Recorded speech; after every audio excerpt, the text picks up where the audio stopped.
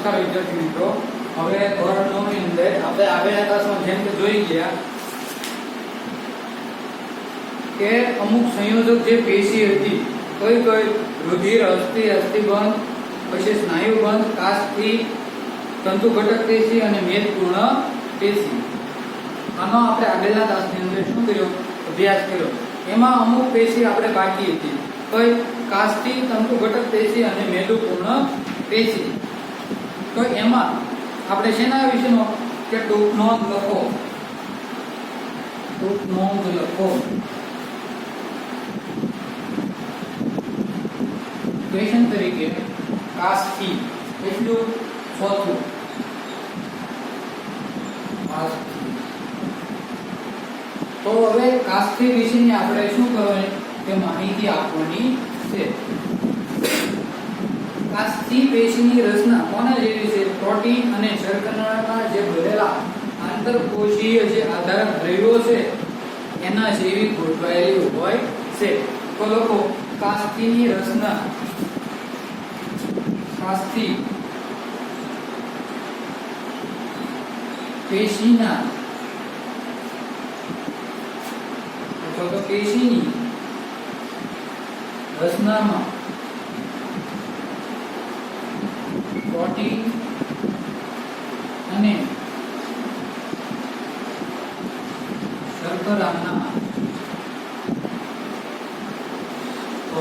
શર્કરાના બનેલા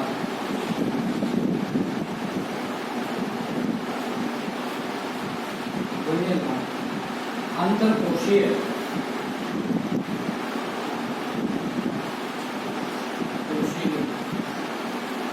આધારક દ્રવ્યોમાં કાસ્થી કોષો છૂટા છવાયેલા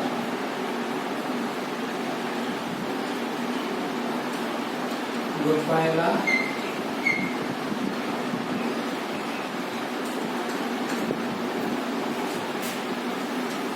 તો કાસ્થીની જે રચના છે, આમ તો કાસ્થી કેવી હોય તો શેની બનેલી છે? તમને કોઈ એક માર્કની અંદર ક્વેશ્ચન પૂછી શકે કે કાસ્થીની રચના શેની બનેલી છે? તો પ્રોટીન અને શર્કરાની બનેલી છે. હવે આગળ આ કાસ્થી શેની અંદર આવેલી છે? આ કાસ્થી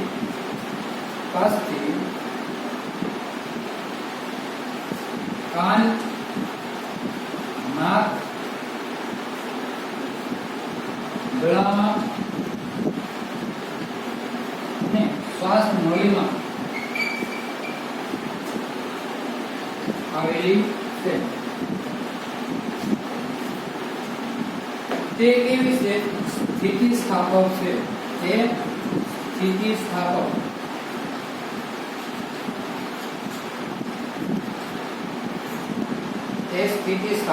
છે. અને કાનનો બાહ્ય ભાગ કેવો? વાળી શકાય છે. કાનનો બાહ્ય ભાગ વાળી શકાય છે.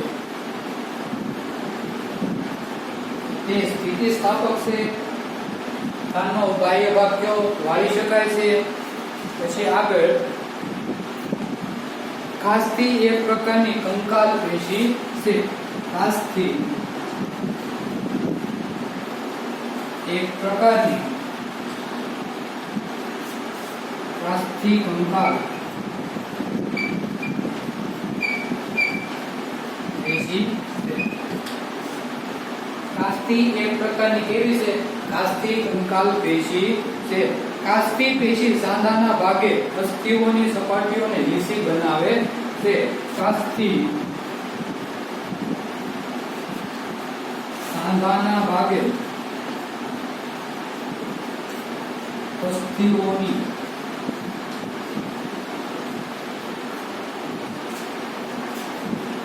સપાટીને કેવી લીસી બનાવે છે. તો આ એટલું તમારે પાકી નોટની અંદર કાસ્થી વિશે લખી નાખવાનું રહેશે. પછી આગળ કે આ જે કાસ્થી છે એ કઈ રીતના અલગ અલગ રીતે આપણને ઉપયોગી થતી હોય, તો આ કાચથી જે સાંધાનો ભાગ છે એની અસ્થિઓને શું કરતી હોય, લીસી કરતી હોય છે. તો આ તમારે એક પાકી નોટની અંદર લખી નાખવાનું છે. હવે બીજું છે અસ્થિ.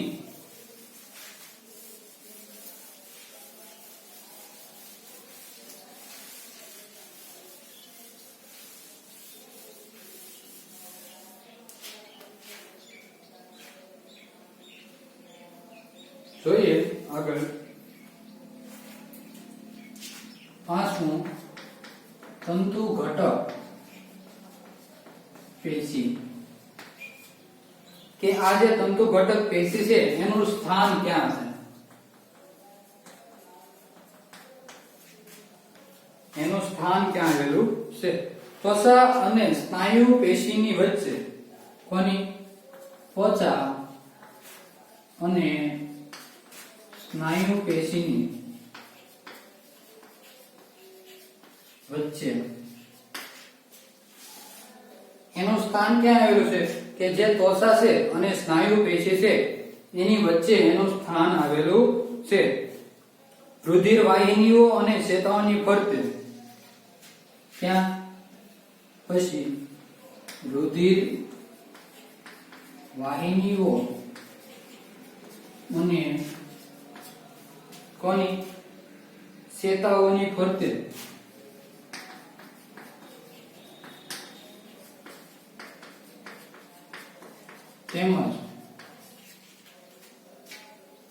તેમજ અસ્થિ મજ્જામાં આવેલી છે.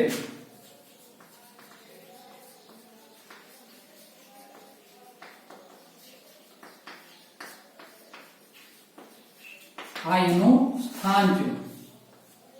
ક્યાં આવેલું છે, ત્વચા અને સ્નાયુ પેશીની વચ્ચે, રુધિર વાહિનીઓ અને ચેતાઓની ફરતે તેમજ અસ્થિ મજ્જાની વચ્ચે આવેલી છે. હવે એની રચના, કે એની રચના કેવી છે તો જોઈએ. આંતરકોશી આધારકમાં જાલારક અથવા તો જાલાકાર અને કોલાજ તંતુઓમાં આવેલી છે. આંતરકોશીય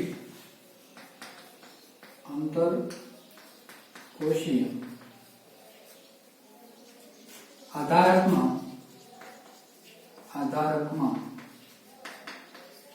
જાલાકાર અને કોલાજ તંતુઓ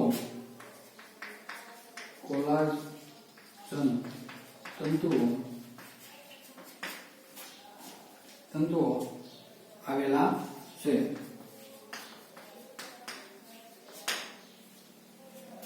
પછી આધારકમાં કોષીય ઘટકો ક્યાં ક્યાં છે, તંતુ કોષો, બૃહદ કોષ અને માસ્ટ કોષો જોવા મળે છે. આધારકમાં કોષીય ઘટકો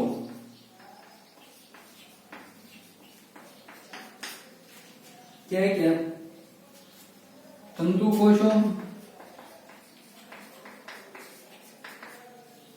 પછી છે બૃહદ કોષ,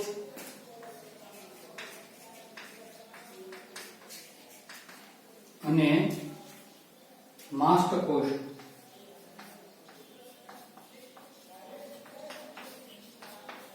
હોય છે.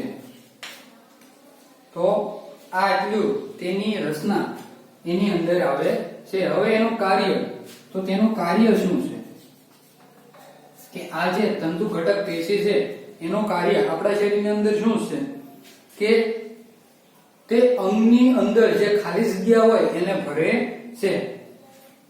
તે અંગની અંદર ખાલી જગ્યાને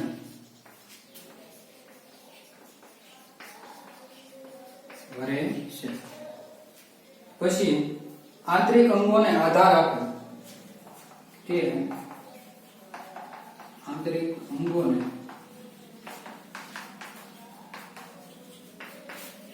આધાર આપે છે. પછી તે પેશીઓના સમારકામમાં મદદરૂપ થાય. તે પેશીઓના સમારકામમાં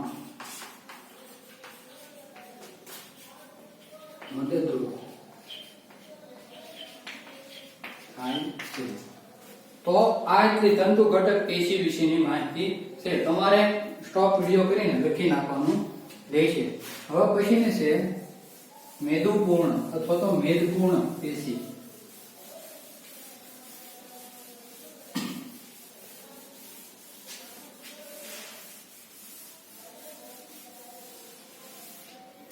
છઠ્ઠી અને છેલ્લી મેદપૂર્ણ પેશી. તો આ પેશી ક્યાં આવેલી છે? એક તો એનું સ્થાન, પછી એની રચના અને એનું કાર્ય.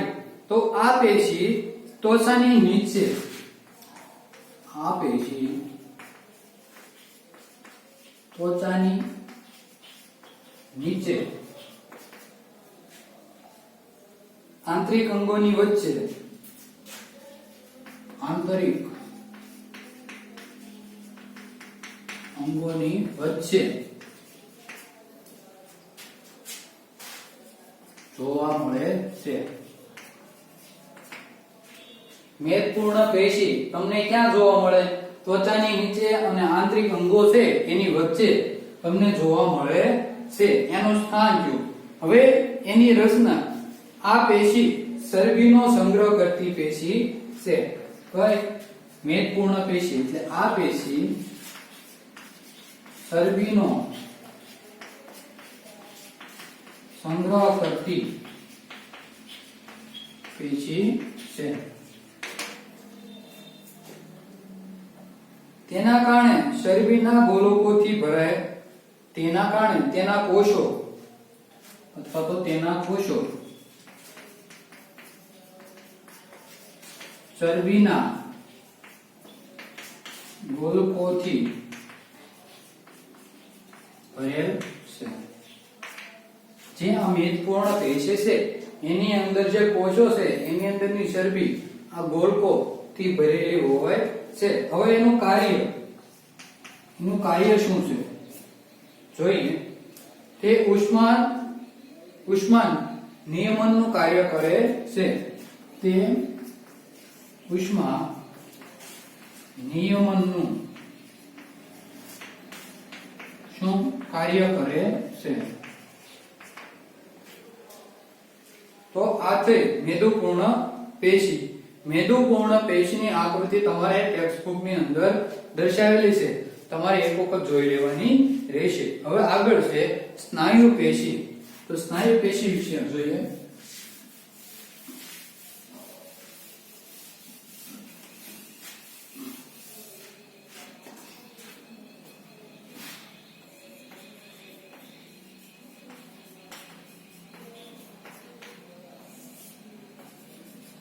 સ્નાયુ પેશીની અંદર આપણે જોઈએ કઈ રીતના એનો ક્વેશ્ચન પૂછાય છે.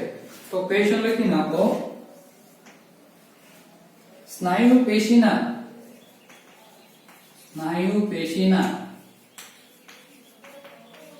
સામાન્ય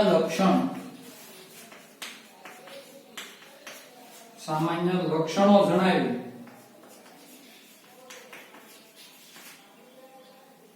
સ્નાયુ પેશીના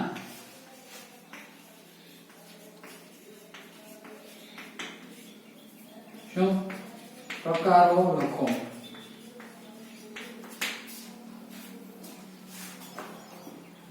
તો એના પહેલા લક્ષણો, એનો જવાબ જોઈએ. લક્ષણો કઈ રીતના? તો સ્નાયુ પેશી લાંબા કોષોની બનેલી છે અને તેને શું કહેવાય? સ્નાયુ તંતુઓ કહે છે. સ્નાયુ પેશી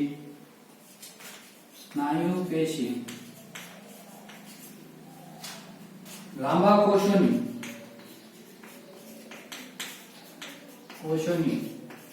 બનેલી છે. તેને સ્નાયુ તંતુ કહે છે. હવે એક માર્કનો અહીંયા પ્રશ્ન તમારે નીકળે છે, સ્નાયુ તંતુ કોને કહે છે? તો સ્નાયુ પેશીના જે લાંબા કોષો છે એની બનેલી છે જેને સ્નાયુ તંતુ કહે છે. અથવા તો તમને એવી રીતના ખાલી જગ્યા પૂછી શકે કે સ્નાયુ પેશી લાંબા કોષોની બનેલી છે તો તેને શું કહેવાય છે? તો ખાલી જગ્યા કરીને તમને એમ કહી શકે તો સ્નાયુ તંતુની કહેવાય છે. હવે સ્નાયુ તંતુમાં વિશિષ્ટ પ્રકારના સંકોચનશીલ પ્રોટીન આવેલા છે. સ્નાયુ પેશીમાં વિશિષ્ટ પ્રકારના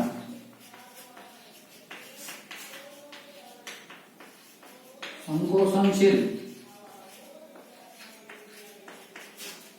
શું આવેલા છે? પ્રોટીન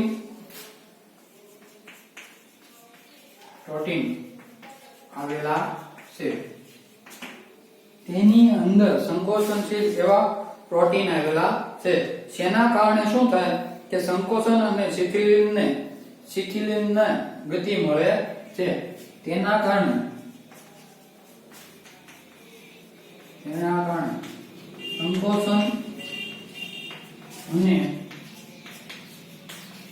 શિથિલીનને ગતિ મળે છે. તેના કારણે શું થાય છે કે જે સંકોચન છે એને શિથિલીન છે એને ગતિ મળે છે. હવે આથી આ પેશી આપણા શરીરમાં શું હલનચલન કે પ્રસલન માટે શું થતી હોય કે જવાબદાર થતી હોય છે. તેના કારણે આ પેશી હલનચલન કે પ્રચલન માટે જવાબદાર થાય છે.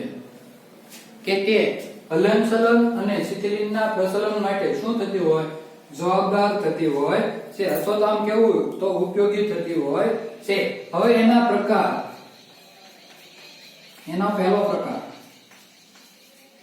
પહેલું છે રેખીય સ્નાયુ પેશી, તો રેખિત સ્નાયુ પેશી. બીજું છે અરેખિત સ્નાયુ પેશી, અરેખિત સ્નાયુ પેશી. ત્રીજું છે હદ સ્નાયુ પેશી.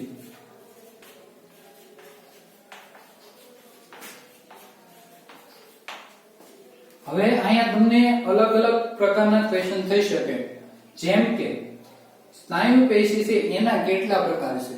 તો સ્નાયુ પેશી છે એના 3 પ્રકાર છે.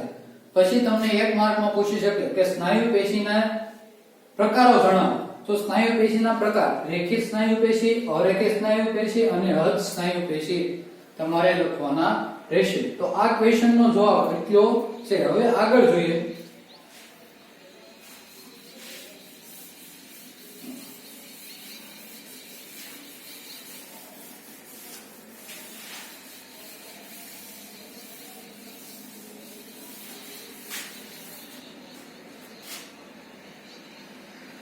ક્વેશ્ચન રેખિત સ્નાયુ પેશીની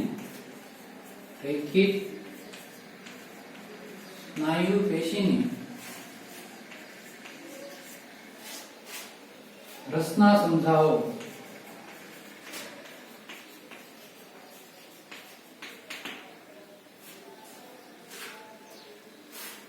અથવા તો વર્ણવો કંકાલ સ્નાયુ પેશી.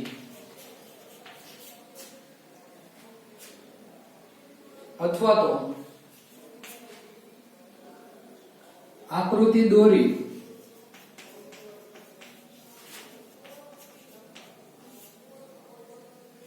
ઐચ્છિક સ્નાયુ પેશી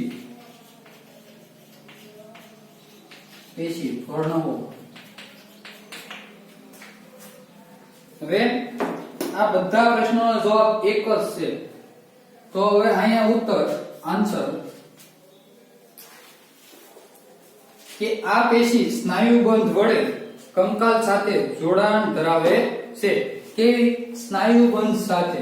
આ પેશી સ્નાયુબંધ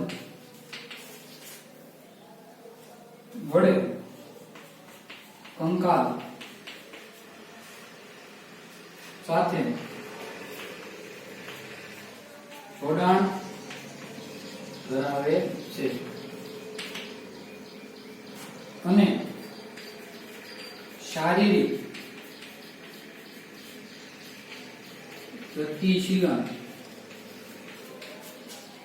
ગતિશીલતા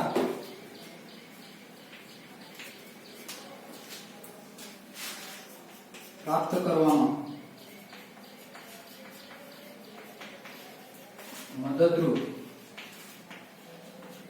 થાય છે તો તેથી તેને કંકાલ સ્નાયુ પેશી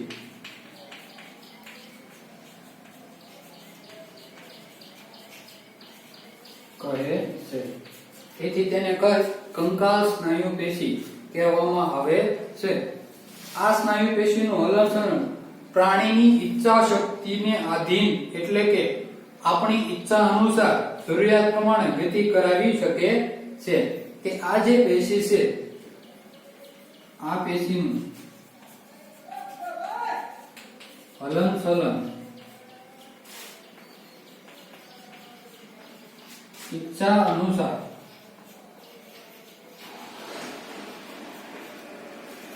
કરાવી શકાય છે.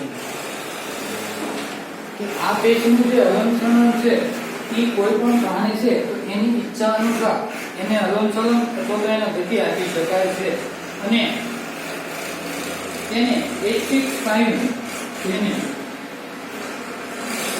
પેશી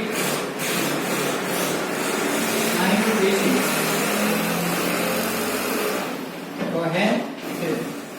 એને ઐચ્છિક સ્નાયુ પેશી કહેવામાં આવે છે.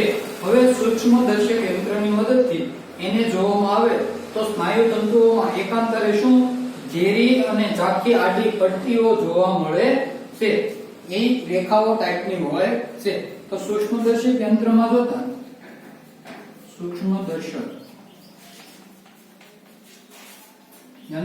જોતા આ પેશી સ્નાયુ તંતુઓમાં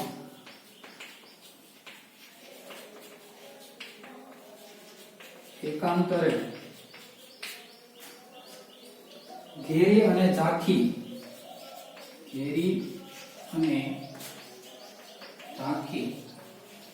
આડી શું જોવા મળે પટ્ટી જેવી રચના અથવા તો રેખાઓ જોવા મળે છે.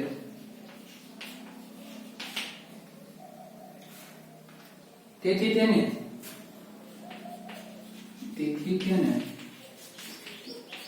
રેખિત સ્નાયુ પેશી કહે છે. તેથી તેને કેવી કહેવાય રેખિત સ્નાયુ પેશી કહેવામાં આવે છે. હવે અહીંયા અલગ અલગ પ્રકારના 3 ક્વેશ્ચન છે. કંકાલ સ્નાયુ પેશી કોને કહેવાય, ઐચ્છિક સ્નાયુ પેશી કોને કહેવાય અને રેખિત સ્નાયુ પેશી કોને કહેવાય છે. એક માર્કની અંદર તમને આ 3 ક્વેશ્ચન પૂછાઈ શકે છે. હવે એનું સ્થાન આપણે એની શું રચના સમજવાની છે તો એનું સ્થાન આપણે દર્શાવવું પડે. તો એનું સ્થાન એ ક્યાં આવેલી છે, કઈ જગ્યાએ આવેલી છે તે ઉપાંગો. બીજું છે શરીર દિવાલ.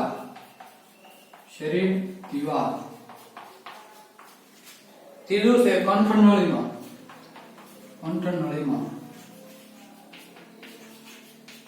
જોવા મળે છે. તેનું સ્થાન ક્યાં થયું તે ઉપાંગો શરીરની દિવાલ કંઠનળીની અંદર જોવા મળે છે. એક માર્કમાં ક્વેશ્ચન જો રેખિત સ્નાયુ પેશી છે એનું સ્થાન ક્યાં છે અથવા તો ક્યાં આવેલું છે તો તે ઉપાંગોની અંદર શરીરની દિવાલ કંઠનળીની અંદર તે જોવા મળે છે. હવે સ્નાયુ તંતુઓ આનો થોડો ક્વેશ્ચન લાંબો છે તો તમે થોડુંક લખી નાખજો.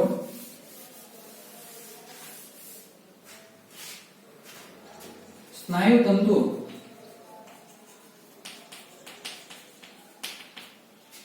તંતુ આ પેશી ના તંતુઓ લાંબા, નળાકાર, અશાખિત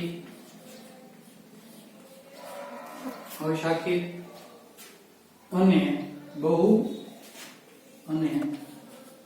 બહુકોષ કેન્દ્રિત હોય છે. તો આ આખો ક્વેશ્ચન તમને કેટલા ગુણમાં? કમસે કમ 3 ગુણની અંદર પૂછાઈ શકે છે. તો આપણે તમે જોયું રફ તો તમારી જે પાકી નોટ છે એની અંદર આ બધા ક્વેશ્ચન ઉતારી નાખવાના છે. પછી તમારી જે રફ બુક તમારું હોમવર્ક અથવા તો ઘરનું કાર્ય એની અંદર પણ એક વખત તમારે આ લખી નાખવાના રહેશે. બસ અસ્તુ, જય હિન્દ.